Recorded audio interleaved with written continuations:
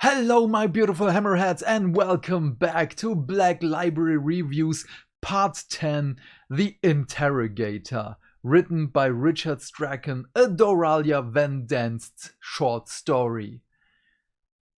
So, what do I have to say about this short story? It is written by Richard Strachan. You do not need to know anything else. Read it!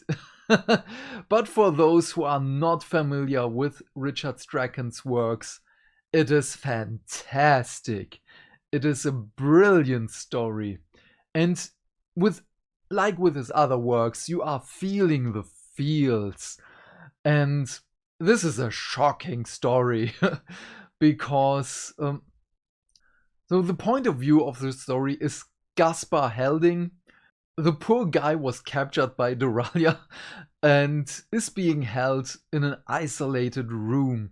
He's being chained on a table and, of course, is being interrogated because apparently he has done something wrong.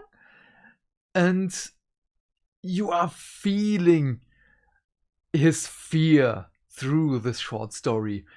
Richard is using these few pages he has to convey the emotions of this poor guy to you. And he uses his words very specifically so that you are thinking, he's innocent. She's crazy. Why is she crazy? Why does she capture him? And why is she accusing him with such stupid and unbelievable things? And then there's just a scene in which he just leans back and, let me tell you something. I have done some weird stuff. I have done stuff which gave other people nightmares. And yes, she tells one of these stories and it is shocking. And this is one of the things in which every time someone says Games Workshop isn't grimdark anymore, and I just think, no, you're just blind and or desensitized. But that was shocking. There isn't much to say about this story because, as I've said, it is pretty much just the interrogation of this poor dude and everything just is in this room. I can't spoil you because it is worth a read.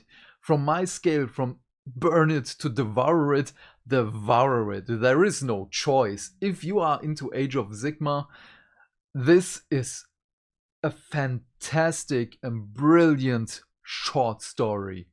Even if you're not into Cities of Sigmar or anything else, just read it. So, if you want, you can stick up until the end because I will read you the sample so that you can have the kind of feel to the story. Thanks for Skywatcher Adapt for this idea.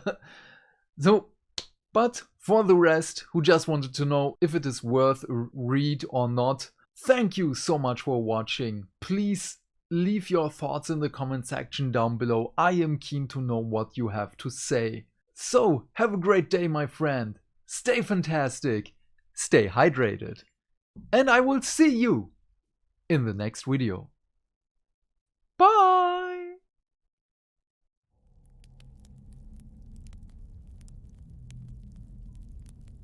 The Interrogator. Read by Beardhammer. Written by Richard Strachan. The important thing was not to panic, Gaspar told himself. They must know it was a mistake. A terrible, terrible mistake. There was a smell in the air of blocked drains and mold. The sharp, metallic hint somewhere of what he hoped wasn't blood. He sucked another breath in, spat it out, tried to peer through the weave of the sack on his head. Breath ragged, the hood smothering his face.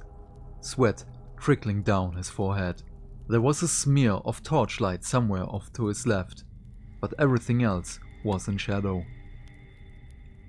Another drip of sweat coursed down the side of his nose. His hands were chained to a table in front of him, stretched out. It felt like someone had gone out of their way to make the chair he sat on as uncomfortable as possible. There was a constant tension in the small of his back, in his hips, his shoulders. Tentatively, he cleared his throat. "Hello? Is anyone there?" He tried to muffle a sob. "Please," he said. "This isn't right. Someone's made a mistake, I swear." They'd taken him as he was leaving work, stepping out of the Scrivener's Guild, pausing a moment to inhale the heady evening scent of Hammerhall before heading home. Then a blow to the kidney that had him seeing fire, a hood thrust over his head, another solid punch to the stomach. The world had tipped, fallen back, broken into shadow and light as the pain rummaged its way through him. He'd felt himself bundled across the pavement, the hiss and slam of a carriage door, the rush of footsteps, a jouncing, rackety journey at speed, the sound of the horse's hoofs like some mad, discordant drumbeat. Then, endless flights of stairs, his arms gripped on either side. And finally, darkness and silence. And that smell in the air he hoped wasn't blood. "Please," he cried out again. "I haven't done anything wrong." "I'll be the judge of that," a cold voice said in his ear. The hood was wiped off his head. After all that darkness, the blaze of the burning torch blinded him. He screwed his eyes shut, heard footsteps, the screech of a chair being pulled out of the other side of the table. Slowly, he opened his eyes. He was in a stone cell, perhaps no more than 15 feet from the end to end. The ceiling was low and dripped with moisture. The torch flames wrinkled weakly against the wall on his left. He could see a door of black iron oak on the other side of the cell, with a narrow metal grill set into it at head height.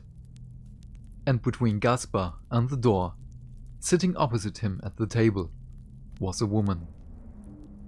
A wide-brimmed hat with a tall crown cast her face in shadow.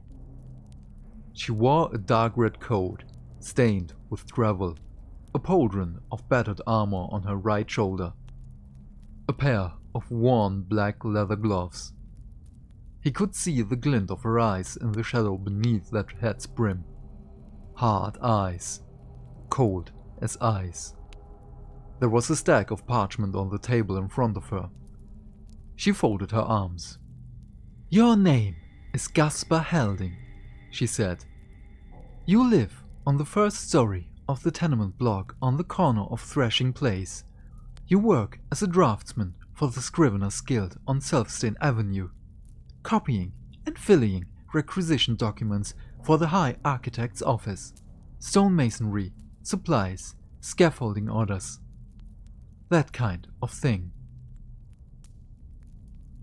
This was the sample of The Interrogator, written by Richard Strachan, read by Beard Almighty.